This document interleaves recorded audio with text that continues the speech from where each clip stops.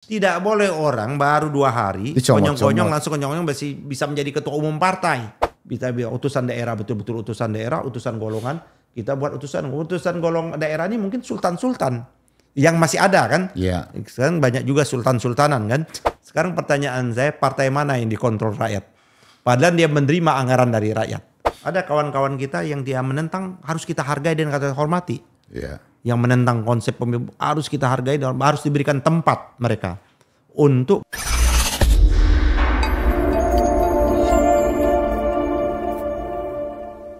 Assalamualaikum warahmatullahi wabarakatuh. Kembali lagi dengan saya Ilham Rasul di podcast Rumah Pemuda. Hari ini kita akan bahas soal wacana yang dilempar oleh Presiden Republik Indonesia. Soal pilkada yang akan dipilih oleh wakil rakyat.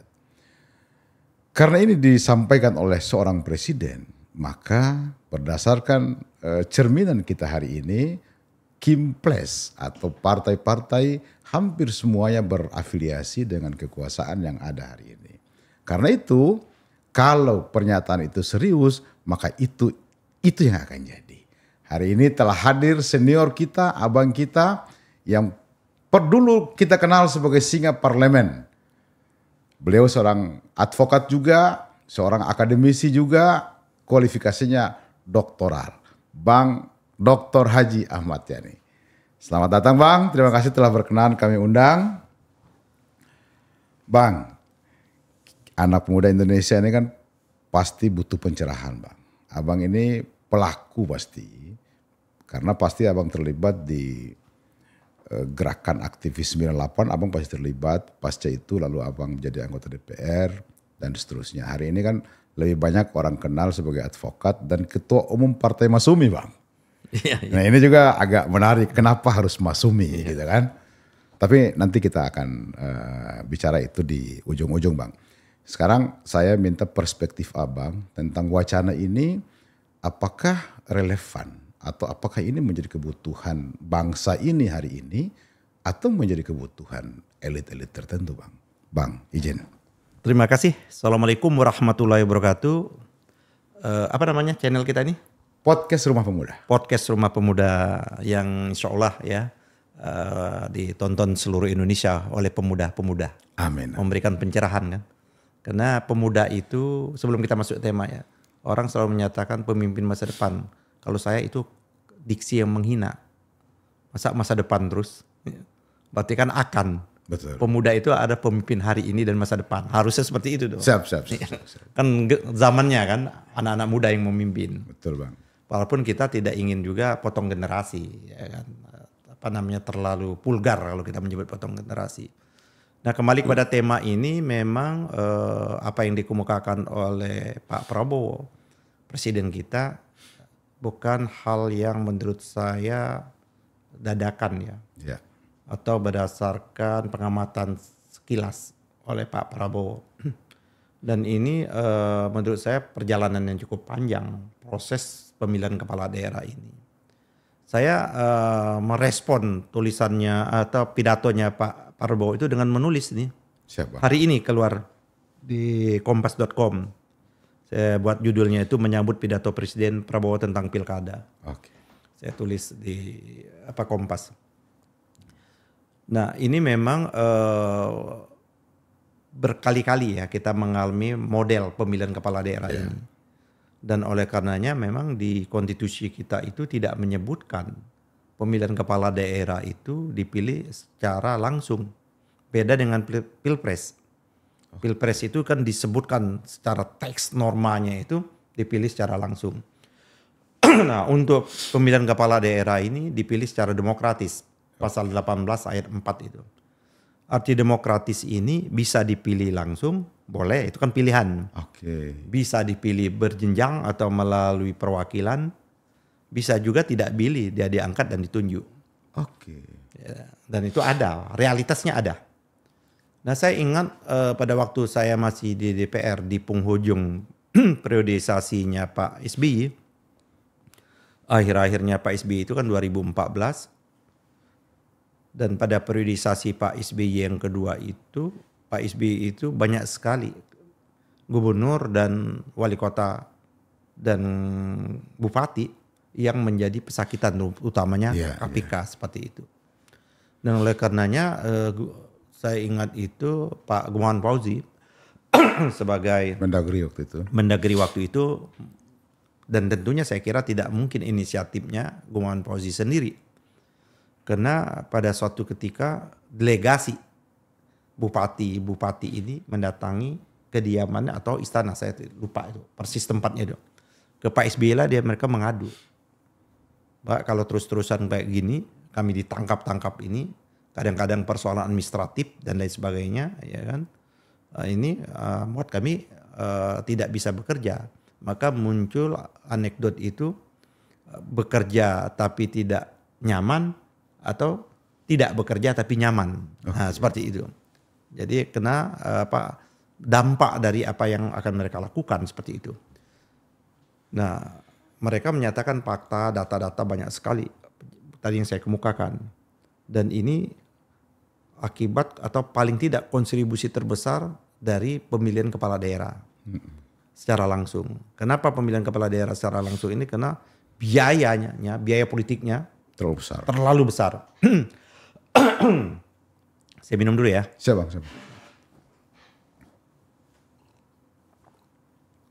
Saya tadi baru diundang makan di sini, masakan pemuda, enak sekali. Ternyata bukan beli, ya, masak sendiri. Itu luar biasa itu, enak. Nah, jadi kembali lagi tema kita ini, dengan persoalan itulah saya meyakini betul, maka Pak Gamawan Fauzi itu melaksanakan FGD, bahkan seminar, simposium dan sebagainya, mengkaji betul apakah pilkada langsung ini betul-betul bisa tetap dilanjutkan atau perlu dilakukan penjempuran atau evaluasi. Oke. Dan tentu juga mengajak yang namanya KPU sebagai stakeholder penyelenggara kan. Iya. Mahkamah Konstitusi sebagai lembaga akhir seperti itu.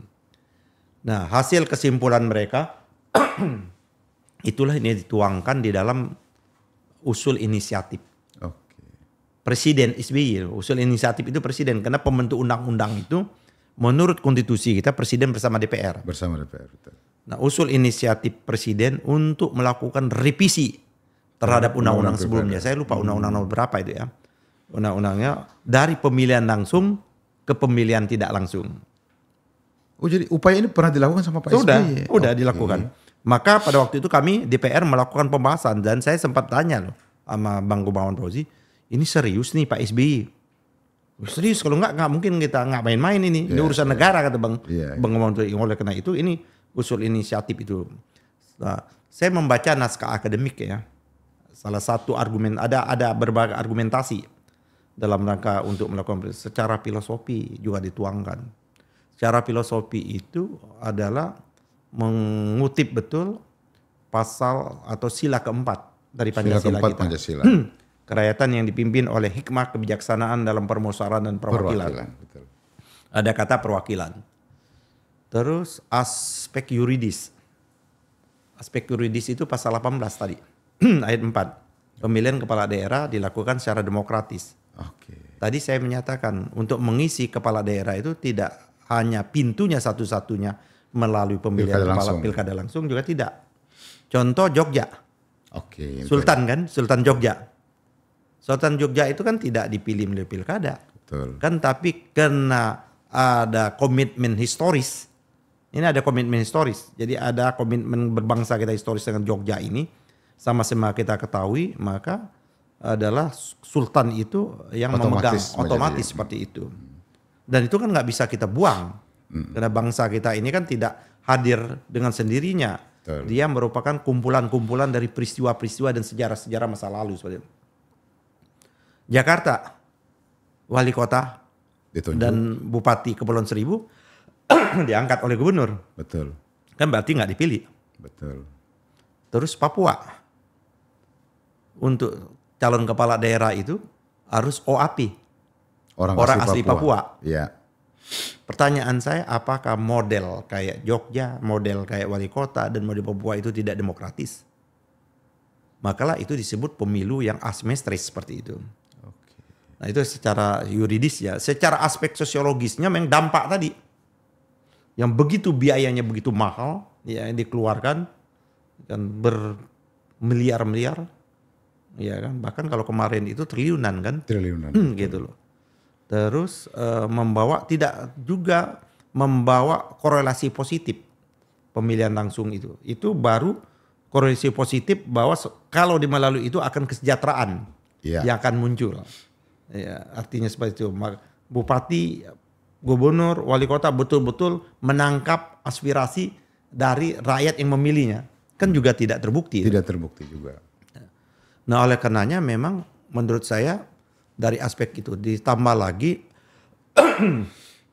ini berbanding lurus biaya, ya kan, biaya pilkada ini dengan sumber daya alam yang ada. Daerah termahal atau uang yang keluar terbanyak itu adalah daerah-daerah Kalimantan.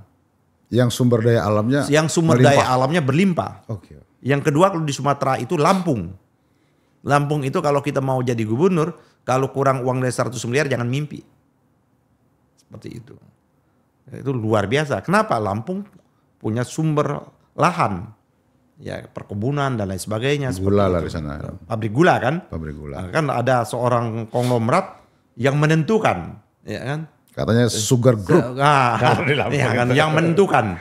Ya kalau dia sudah tidak senang lagi dengan gubernur ini, dia pilih calon gubernur dan dia bisa jadikan, dan fakta itu ada.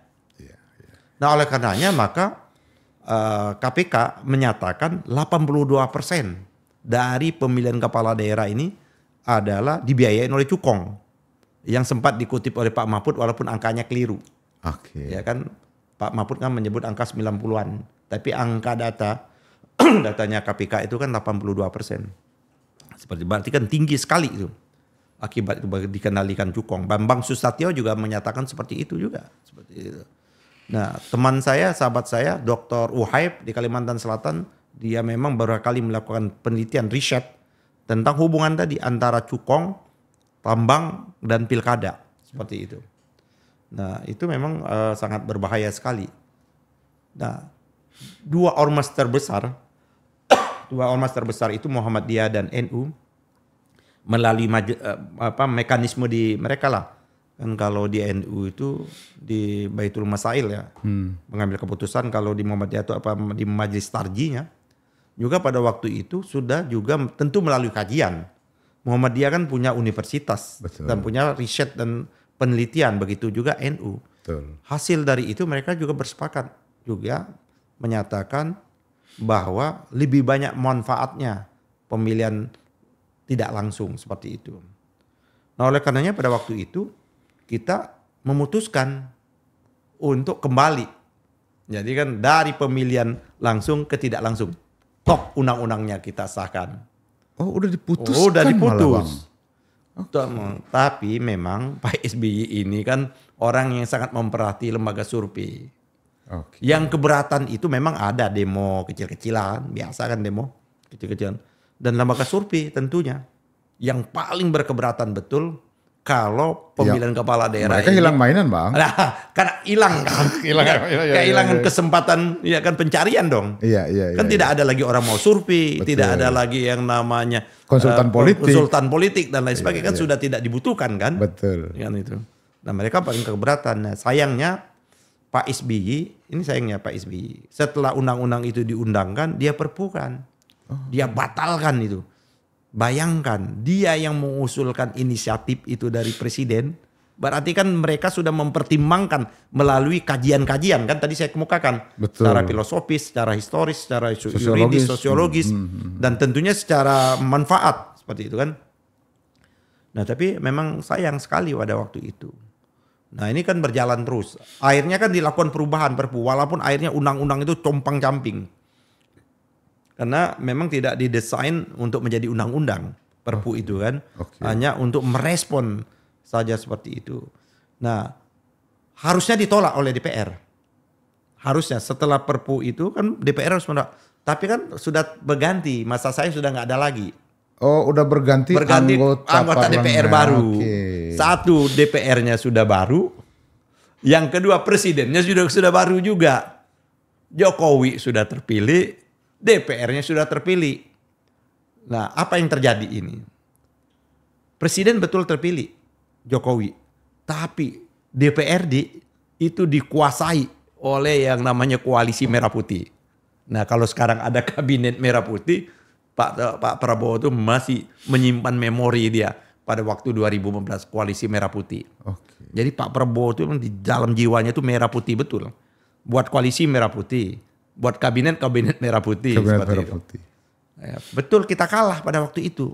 Tapi yang namanya anggota DPRD seluruh Indonesia, bahkan DPR RI itu dikuasai kita. Makanya pada waktu itu kita merubah undang-undang MD3. Yang harusnya biasanya satu kali cuman, tapi satu kali pemilu. Sebelumnya juga tidak berdasarkan hasil pemilihan umum.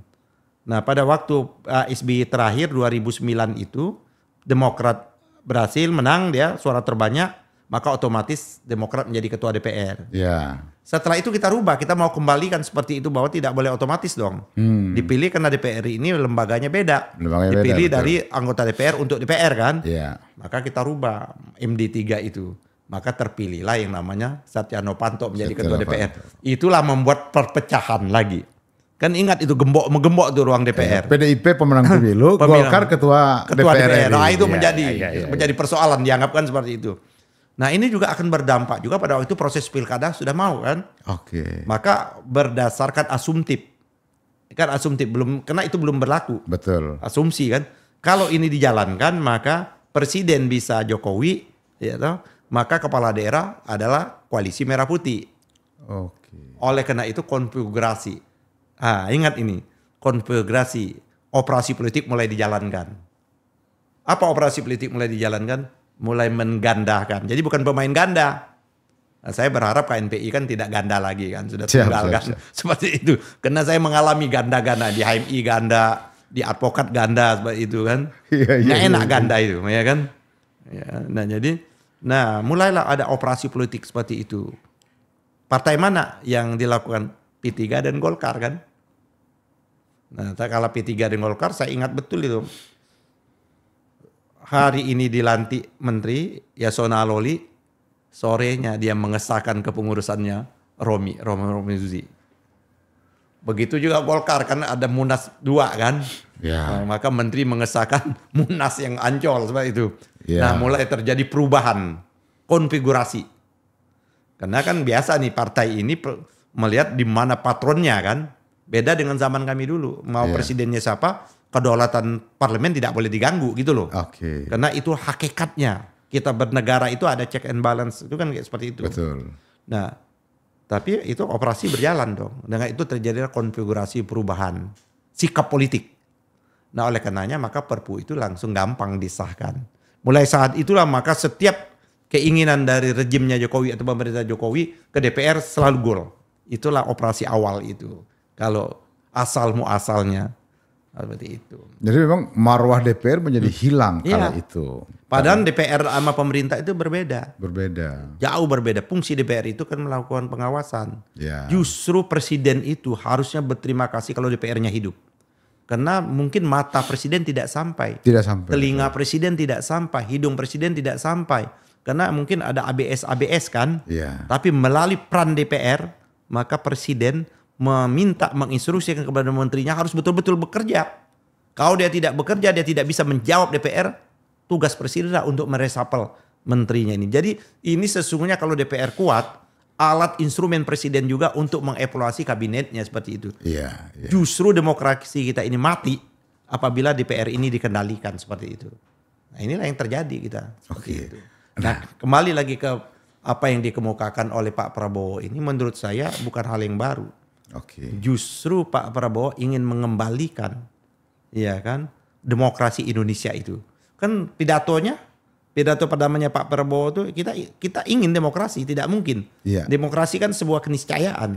Tapi demokrasi yang kita bangunkan itu bukan demokrasi alanya Timur, ya kan, alanya Barat, tapi demokrasi Indonesia. Kita sudah punya akar demokrasi itu, sebagaimana dituangkan oleh the founding parent kita ini yang namanya di Pancasila kita. Nah ini ada orang yang teriak-teriak Pancasila harga mati. Menurut Yudi Latif kemarin di Munas, saya kutip juga, dia tidak punya legitimasi moral untuk teriak-teriak Pancasila harga mati karena dia sudah tidak mengamalkan nilai-nilai Pancasila, bahkan bertentangan dengan nilai-nilai Pancasila perilakunya. Jangan-jangan memahami esensinya juga ya, enggak, Bang. antara pernyataan dengan perilakunya itu tidak nyambung. Kalau bahasanya Pak Safi Marif, pecah kongsi ya kan? Antara pernyataan dan kenyataan. Jadi tidak punya legitimasi moral untuk meneriakkan Pancasila seperti itu. Nah kita, orang-orang tua kita sudah meletakkan. Maka itu yang pertama argumentasinya kalau saya. Yang kedua memang dampak sosialnya lebih rusak. Sekarang ini kan rakyat itu terkenal. Ya kan NPWP, nomor piro, wang ni piro, seperti itu kan. Ya kan, dan rakyat semakin menjadi ekonomis sekali seperti itu. Dan biayanya semakin tinggi. Bang Rizal kan menyatakan, Rizal Ramli menyatakan demokrasi kriminal kan seperti itu. Dan ini menurut saya yang harus kita hentikan. Nah, jalan yang dilakukan oleh Pak Prabowo ini menurut saya ini Indonesia Way seperti itu. Kan ada ASEAN Way, ya kenapa kita tidak menyatakan Indonesia Way seperti jalan harus itu. punya jalan sendiri, pilihan sendiri. Betul, Iya kan root sendiri. Orang kita bangsa besar kok. Betul. Bukan bangsa ece-ece. Bangsa kita ini 200 juta lebih. Ya kan penduduk luasnya melampaui Eropa dan lain sebagainya seperti itu. Sumber daya kita luar biasa. Ini negeri kita ini akan menjadi negeri yang besar. Kalau pemimpin-pemimpinnya kembali kepada hitoh dari pendiri bangsa ini seperti itu. Amin. Ini kelihatannya sih beliau, apa yang beliau hari-hari terakhir ini lakukan sih sesuai semua dengan apa yang beliau pidatokan di mana-mana gitu kan. Bang, sistem pilkada langsung ini kan menjadi antitesa dari dari fakta sosial maupun fakta politik yang terjadi di era Orde Baru. Ya kan Bang? Artinya ada sesuatu yang lemah dong dari sistem pemilihan dari keterwakilan itu sehingga lahirlah sistem pilkada langsung ini kan. Menurut Abang, kira-kira formula apa yang harus diambil agar ini tidak parsial Bang? Kembali ke sistem yang lama tetapi menutup juga ruang kesalahan-kesalahan lama terjadi lagi. Saya orang yang paling anti Orde Baru. Iya Bang. Saya kan kayak gitu loh, anti Orde Baru loh. Saya ditahan berkali-kali. Kita ini kan aktivis 80-an. Ya, jadi menentang pada waktu Pak Harto mau diangkat jadi Bapak Pembangunan kita demo. Banyak sekali dan lain sebagainya ya kan seperti itu. Tapi menurut saya ya kan kita tidak bisa, memang pada waktu itu kita buta ya. Kita dibutakan betul karena marah dan dendam kita. Marah dan dendam kepada Orde Baru itu. Maka kalau dalam Islam itu kita nggak boleh mengambil keputusan dalam keadaan marah dan dendam. Tapi kita marah dan dendam, kita mengambil keputusan yaitu dengan kebencian. Jadi semua yang berbau-bau Orde Baru itu kita buang, bisa dulu kita musnahkan ya kan. Jangan sampai ada seperti itu. Itulah reaksi kita kan. Itu reaksi. Padahal itu menurut saya reaksi yang keliru. Dan oleh karena itu tadi ada pernyataan itu tidak semuanya jelek apa yang dilakukan. Tidak semuanya jelek. Termasuk pemilihan kepala daerah. Kita menghasilkan betul ya kan. Dia memang berjenjang pada Orde Baru tapi menghasilkan pemimpin-pemimpin yang memang terselektif. Kualifikasinya betul-betul ya kita mau apa kita kalau kita mau bandingkan ya kan antara bupati dan gubernur era Orde Baru dengan era reformasi walaupun ada kan 1-2 ya kan yang era reformasi yang bagus ya kan tapi jauh luar biasa pada zamannya Orde Baru. Kita mencari sosok Ali Sadikin itu lahir dari Orde Lama ke Orde Baru. Kami di Sumatera Selatan itu kita punya yang namanya gubernur legendaris sampai sekarang belum ada, Asnawi Mangkualam, ya kan. Terus Jawa Timur juga ada terkenal, bahkan guyonnya itu gubernur-gubernur sebelumnya itu setelahnya itu pengganti saja. Gubernurnya adalah yang sebelumnya saya lupa namanya. Banyak ini. Jawa Barat Aang Kunapi atau Kadapi, Aang Kunapi seperti itu. Ya. Jadi kita menghasilkan Sumatera Barat juga seperti itu. Itu betul-betul figur ya kan yang dihadirkan itu sudah memenuhi syarat-syarat semua. Ya kan kalau bupati itu dia harus kolonel. Iya. Ya kan? Ya kan? Ya sekarang harus Lemhanas pula harus Lemhanas juga seperti itu. Gubernur naik lagi harus Maijen seperti itu loh. Ya artinya kan kesetaraan itu luar biasa. Dan itu juga tidak mudah. Waduh, pelacakannya ya kan itu dicari betul sedemikian rupa ya kan, dan kita merasakan juga dampaknya pada waktu itu ya kan. Sebenarnya dampaknya luar biasa. Yang menjadi persoalan kita memang di Orde Baru ini ada penguasaan, ya kan, tentang di sektor-sektor bisnis itu yang dilakukan oleh yang namanya oleh konglomerat pada waktu itu.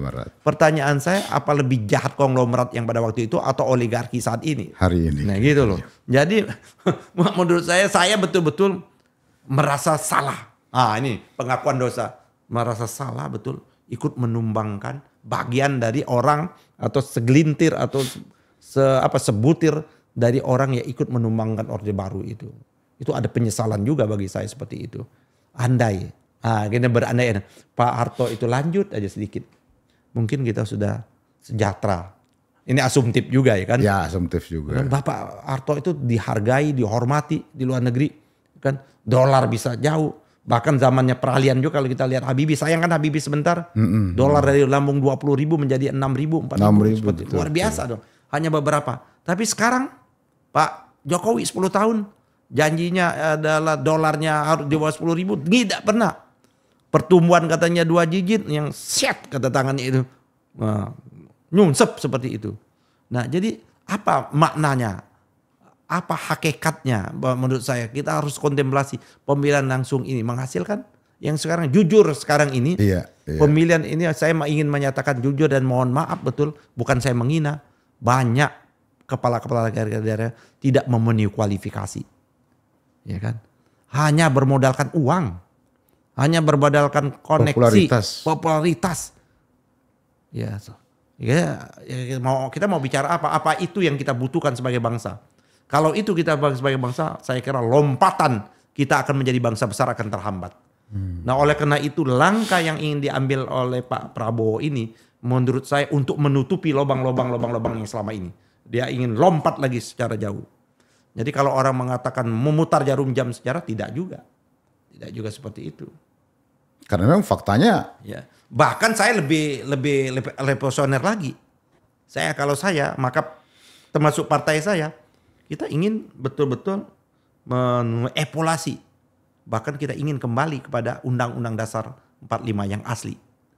Dan tentunya dengan perubahan-perubahan amandemen. Kalau ini kan perubahan yang paling hampir menurut Jimli 300%. Berarti kan Undang-Undang Dasar baru. Undang-Undang Dasar baru. Tidak boleh dia memakai namanya Undang-Undang Dasar 45, seharusnya Undang-Undang 2002. Tapi kenapa dia tetap mau mencantumkan Undang-Undang Dasar 45 kan ini, walaupun tema lain ini kan. Iya. Itu menurut saya kita sudah sebagai bangsa, kita telah kehilangan roh. Kita telah kehilangan dignity kita sebagai bangsa karena kita mengkhianati sila keempat itu menurut saya. Atau jangan-jangan dipimpin oleh hikmah kebijaksanaan dan perwakilan. Atau jangan-jangan agenda oligarki itu masuk sampai ke situ, Bang. Itu yang saya diskusikan panjang lebar dengan sahabat saya Margarito. Jangan-jangan tidak hanya kepentingan oligarki, tapi kepentingan asing juga. Dia ingin menguasai sumber daya kita. Kedepan ini kan negara-negara ini kan akan terancam. Krisis global kan akan terjadi. Dan Indonesia ini kan bisa menjadi sumber energi, bisa menjadi sumber makanan dan lain sebagainya. Tapi kalau Indonesia tidak berbenah, dia akan menjadi nothing kan. Yes. Nah oleh karena itulah menurut saya dari dulu banyak agenda-agenda asing juga di negeri ini seperti itu. Yang dititipkan tentunya kepada agen-agennya. Kalau bahasa kita tahun 80 itu komprador seperti itu. Komprador. Menarik sekali Bang, luar biasa. Memang Abang pelaku dan paham betul apa yang terjadi kemarin, hari ini, bahkan yang akan coba terjadi. Coba kalau kita mau bandingkan nih, saya setelah sedikit. Iya Bang. Menteri zamannya Pak Harto. Ya kan? Luar biasa kan? Luar biasa. Dan kita hafal. Kita hafal. Hebat. Dan memang layak dia. Saya tidak ingin menyatakan menteri-menteri sekarang ini nggak layak karena banyak sebagian sahabat-sahabat saya. Saya dari zaman SD sampai zaman SMA Bang, Alia Latas yang saya nggak bisa lupa, Menteri Luar Negeri. Iya. Legendaris kan? Legendaris. Ada yang namanya orang walaupun tidak punya mengenyam pendidikan formal. Ada Malik. Ada Malik. Biasa. Mukhtar Kesumaan Majak, hukum laut luar biasa menguasai. Juanda. Ya kan? Bagaimana maka akhirnya kita bisa yang namanya kawasan Nusantara kita diakui. Ya seperti itu. Zone ekonomi eksklusif kita diakui. Deklarasi Juanda itu. Kalau tanpa deklarasi Juanda negara kita ini terputus-putus gitu loh. Deklarasi Juanda itulah yang menghubungkan antara pulau satu dengan pulau lain menjadi kesatuan kita itu. Itu luar biasa kan. Betul. Tapi kita lihat pemimpin-pemimpin kita sekarang ini, bahkan pemimpin kita dulu tidak pernah diolok-olok, diperolok-olok. Kalau sekarang kan lihat aja di media sosial, sakit kita lihat di media sosial ya kan.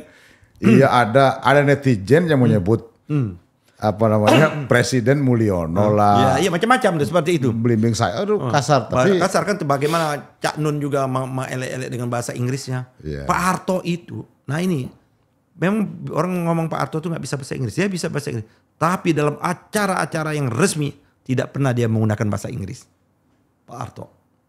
Jepang menggunakan bahasanya, Cina menggunakannya. Kok kita ini banyak yang sok-sok ke Inggrisan seperti itu. padahal ada bahasa Indonesia yang Ada harus bahasa Indonesia. Kenapa kita tidak menjual bahasa Indonesia itu menjadi bahasa resmi dunia? Betul. Sekarang kan belum masuk bahasa resmi dunia. Iya. Yang bahasa resmi dunia bahasa Inggris, ya kan, bahasa Cina, ya kan, bahasa Arab seperti itu. Ya karena mungkin karena kita sendiri kurang percaya diri menggunakan bahasa Indonesia, Bang. Iya, itu Iya, disebut kan? bahasa Meneerheids Complex kan. Ya kan? Bang, selanjutnya. Artinya anggaplah apa yang disampaikan sama Pak Prabowo ini akan menjadi kenyataan. Besok lusa mungkin akan menjadi keputusan. Kalau menurut saya perlu juga jangan juga tergopoh-gopoh ya. Ya. Kan kita masih punya waktu. Siap. Sudah punya waktu. Studi saya kira gampang. Sekarang studi hukum gampang. Tapi perlu memang menurut saya stakeholder diajak. Buat undang-undang itu harus diajak. Coba timnya Pak Prabowo ya komunikasi ke ormas-ormas dulu. Iya. Ya kan, ke ormas, ke kampus, mari buka diskusi. Jangan juga menghajar orang-orang yang tidak suka. Ya. Saya paling nggak suka juga. Ada kawan-kawan kita yang dia menentang harus kita hargai dan kita hormati. Iya. Yang menentang konsep pemilu harus kita hargai dan harus diberikan tempat mereka untuk kita duduk di atas meja berdebat. Mari kita adu argumentasi. Kita berdebat dan berikan apresiasi juga kepada mereka. Tapi kalau sudah mekanisme pengambilan keputusan yang diambil kan tentunya mekanisme pengambilan keputusan kan. Iya. Dan pengambilan keputusan pembentukan undang-undang itu sudah melalui tahapan-tahapan karena saya tahu. Karena saya pernah di badan legislasi kan, wakil ketua. Kita sudah memenuhi sosialisasi, menampung aspirasi dan semuanya. Setelah itu mengambil keputusan, kan harus mengambil keputusan. Tidak mungkin kita tidak boleh mengambil keputusan kan. Iya. Nah kalau keputusan itu ternyata mayoritas rakyat dan mayoritas yang di parlemen itu ingin bahwa undang-undang itu dirubah dan kembali, ya sudah. Kenapa itu tidak gitu ya? Kan pilihan. Betul. Itu kan pilihan, dia pilihan politik. Memang Amerika one man one vote one pilih tidak juga. Kan dia juga mengandung namanya pemilihan presidennya nama electoral college, tidak popular vote. Iya. Kita popular vote, one man one person. Nah, nanti kalau one man one person diprotes nih oleh yang perempuan. One person ya kan one vote one pilih. Satu seperti itu. Iya. Kenapa kita tidak memperlakukan seperti itu? Papua sudah memperlakukan seperti itu. Aceh dengan ciri khasnya seperti itu. Jadi ada menghargai betul kearifan-kearifan lokal itu. Kearifan lokal. Dan kita adalah bangsa yang penuh dengan kearifan lokal.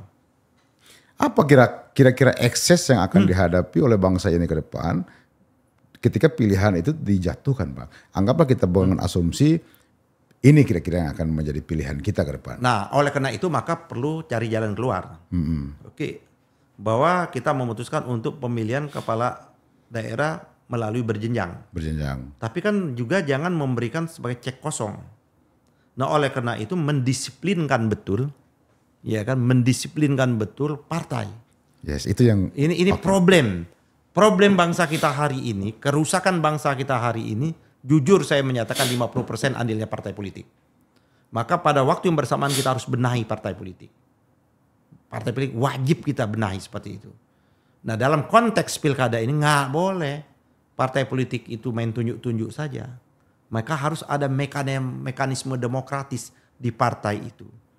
Dan tentunya memang harus melalui kaderisasi. Yes. Tidak boleh orang baru 2 hari konyong-konyong langsung konyong-konyong bisa menjadi ketua umum partai. Kan dia harus berjenjang, dia kaderisasi mana yang dia diikuti.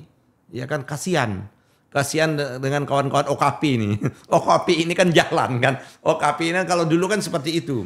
Kalau saya kan di HMI. Iya, Setelah HMI biasanya kita ke KNPI, ya kan. Setelah kita di KNPI masuk kita ke partai politik. betul. Di bagian pemuda baru jenjang itu. Itu kan ada jenjang kaderisasi itu berjalan. Nggak sekarang ini nggak pernah tahu, nggak pernah ini, hobinya adalah main game-game dan lain sebagainya. Ya kena bapaknya penentu kekuasaan, sekonyong-konyong jadi menjadi ketua umum partai. Bagaimana menghina dong kader-kader yang lain. Ya seperti. Nah, yang menurut saya pembenahan itu juga seperti dalam konteks pilkada nggak bisa. Harus betul di partai itu harus mengumumkan semacam di daerah, contoh Partai Masumi contoh. Saya nggak mau takut nanti tersinggung orangnya. Partai Masumi ingin mencalonkan gubernur DKI. Contoh ini. Maka tidak boleh langsung. Partai Masumi harus melakukan yang namanya pemilu lokal di Partai Masumi, juga kayak di Amerika kan? Dia ada lagu pemilu. Menyampaikan kepada paling tidak, kalau tidak kepada rakyat, kepada konstituen Masumi, simpatisan, keluarga besar. Ini ada pemilihan pendahuluan. Sistem jejaring lah. Betul. Pemilihan pendahuluan itu kan juga langsung kan? Betul. Saya nanti dari jejaring ini memilih. Artinya kan itu langsung juga. Seperti itu. Nah setelah penjaringan ini maka digodok lagi di DPR. Begitu juga secara legislatif saya juga menginginkan presiden itu nggak langsung juga. Ya kan?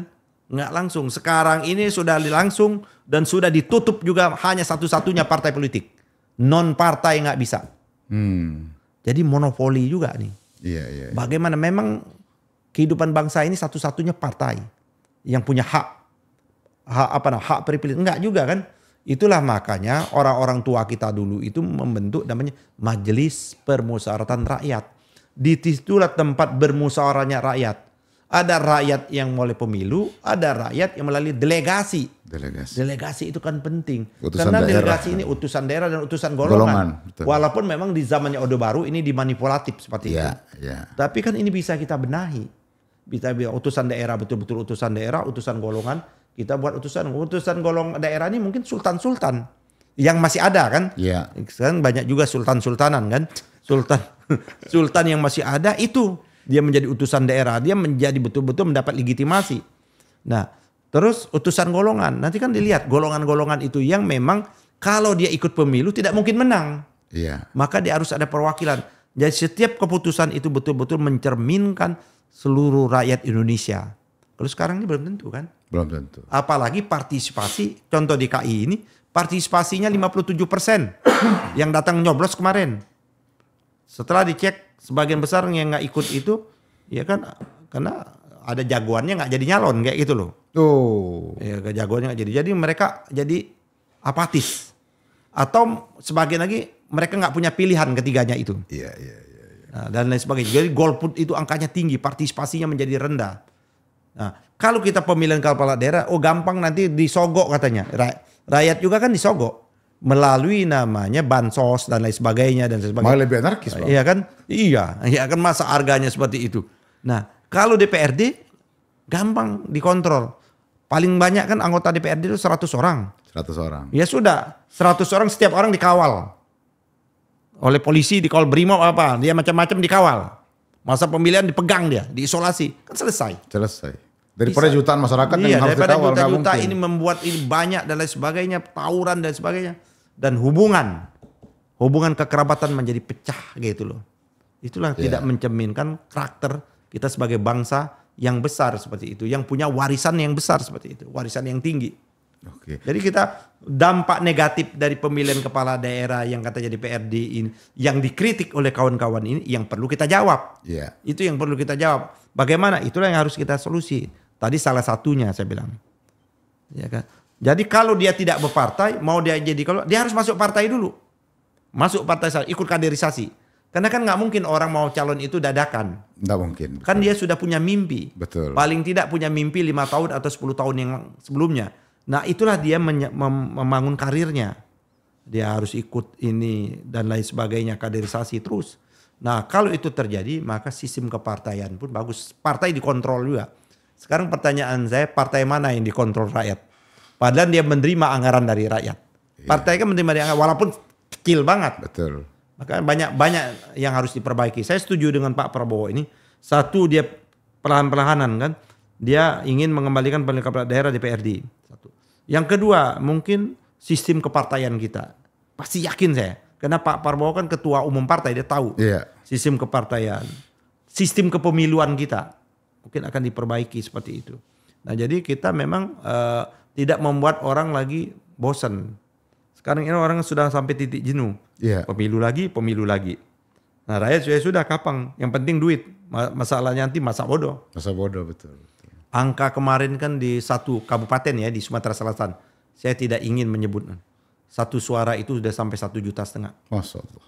Ya kan? Satu suara loh. 1,5 juta. Bayangkan itu. Jadi kalau keluarganya di rumahnya itu 10 juta. Berarti dia sudah mengantongin uang 15 juta. Pertanyaan saya, bagaimana mengembalikan uang itu? Kan bukan rumah yayasan sosial kan? Betul. Dia pasti akan mengembalikan. Mengembalikan pasti melakukan korupsi. Baik korupsi APBN, APBD maupun korupsi kebijakan. Itulah proses izin tambang dan lain sebagainya. Dan memang kesimpulan Abang buruk. Sangat buruk, bukan buruk. Pemimpin yang dilahirkan dari... Walaupun ada. Meskipun ada ya. Ada yang baik. Ada yang baik. Kita nggak menafikan, tapi minoritas. Tidak banyak. Tidak banyak Ya Bang. Kita membutuhkan pemimpin mimpi lah. Kita bermimpi. Ingin pemimpin itu kayak model Ali Sadikin. Di Palembang itu model kayak Asnawi Mangku Alam dan lain sebagainya. Seperti itu. Betul. Menterinya juga kita mimpi. Kan, kalau menteri ini kita kenal kan. Ya Menteri Penerangan sejelek apapun orang sering ngoceh-ngoceh kan sampai Harmoko ya kan ya seperti itu kan. Ya kan Menteri ekonominya memang betul luar biasa ya kan. Karena agen juga kan. Jangan juga ada menteri agen asing kan. Agen World Bank atau agen IMF kan. Yang kerjaannya doyan ngutang aja kan. Kalau menterianya untuk menutupi sumber APBN dari pajak dan utang nggak usah sekolah tinggi-tinggi. Ya kan? Memang rumus dasarnya begitu, tamat SMP juga bisa gitu. Bisa seperti itu. Dan itu menunjukkan negeri itu tidak berpikir dengan cerdas. Kurang kreativitas. Bahkan sebenarnya kalau negara itu bisa makmur tanpa pajak itu luar biasa. Tanpa pajak. Menarik. Negara makmur tanpa pajak. Jadi rakyat tidak dipajakan. Sekarang rakyat dipajak terus kan. Naik terus lagi pajaknya Bang. Naik terus sekarang 12%. Dan lagi ngomong Menko Equin kita Airlangga, ini nggak berdampak. Bagaimana nggak berdampak? Pasti berdampak. Ini kan rumus ekonomi itu, tak kala ekonomi kita melemah, maka pajak dilakukan relaksasi. Ini kebalikan di kita ini, ya kan? Karena sumber satu-satunya yang mau cari itu pajak. Seperti itu. Nah pajak pun dibebankan kepada kita, ya kan? Jadi memperbanyak wajib pajak, bukan bagaimana meningkatkan pembayaran pajak. Nanti Pak Prabowo saya dengar juga udah bagus, dia sudah mengingatkan ultimatum cukup enough untuk rakyat. Kalau enggak ya saya terpaksa mengambil langkah-langkah. Saya kira kita dukung lah. Jadi terlalu cepat juga kalau ada kawan-kawan saya yang oposisi nih ya. Kan ada oposisi, saya ini kan kualifikasinya oposisi lah. Terlalu cepat juga kalau kita sudah bisa sudah dapat mengambil kesimpulan Pak Prabowo menjadi presiden baru 2 bulan. Ini baru 2 bulan. 2 bulan kan, Oktober, Desember. Belum lagi 2 bulan belum cukup. Belum. 20 Oktober sekarang belum nyampe 20 Desember kan. Belum nyampe. Kita bahkan lihat 2 bulan ini sudah ada yang kan coba langkah-langkahnya sudah luar biasa. Luar biasa. Yang kemarin dia ingin memberikan amnesti. Ya kan, saya betul amnesti yang utama itu amnesti itu adalah untuk para tahanan-tahanan politik yang kemarin atau terpidana politik yang kemarin karena berbeda pandangan. Ya kan banyak orang-orang. Ya, saya kan juga nyaris ditangkap. Ya kan saya kan